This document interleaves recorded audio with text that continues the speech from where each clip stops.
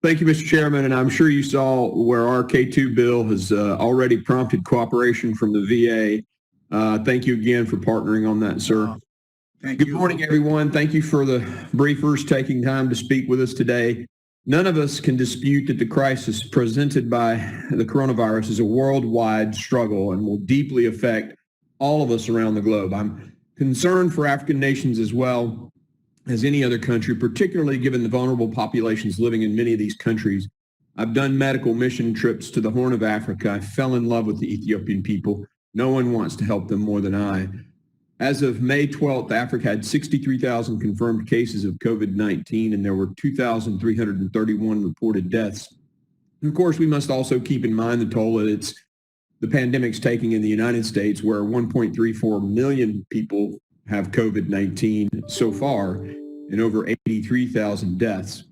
That doesn't even include the economic impact unleashed on our country by coronavirus. In fact, the unemployment rate of everyone is aware, 14+%, perhaps after yesterday's announcement, 16%.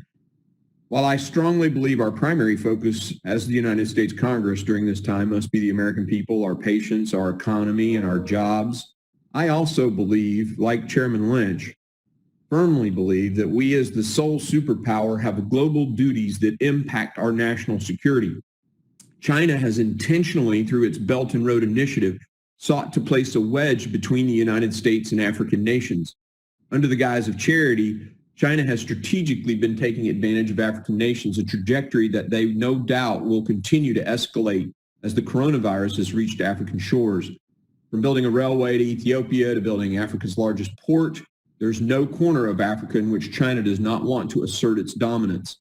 Several African nations have entered the decade with overwhelming debt, a fact that has not gone unnoticed by Beijing, and an opportunity the Chinese Communist Party is not passing up. For example, in Djibouti, the public debt has skyrocketed to 80% of their GDP, and China holds 70% of the country's GDP in debt. Members of this committee know it's not by mere chance that China's first overseas military base is in Djibouti. Mr. Chairman, you know as well as anyone, China's rise is tied directly to American national security interests. The United States cannot and must not ignore what's happening in Africa and must reprioritize growing and strengthening our alliances on the continent. As we've seen around the world the last several months, the Chinese Communist Party will not hesitate for a moment to use global crises for their own benefit, from hoarding PPE to their mask agenda. There's nothing China won't do to accomplish their goal to reorder this world with them as the hegemonic power instead of the United States. We must be successful at combating COVID-19 at home and at the same time not neglect our global alliances to ensure success of defeating COVID-19 and keeping this world safe, secure, and free. Thank you, Chairman. I yield back.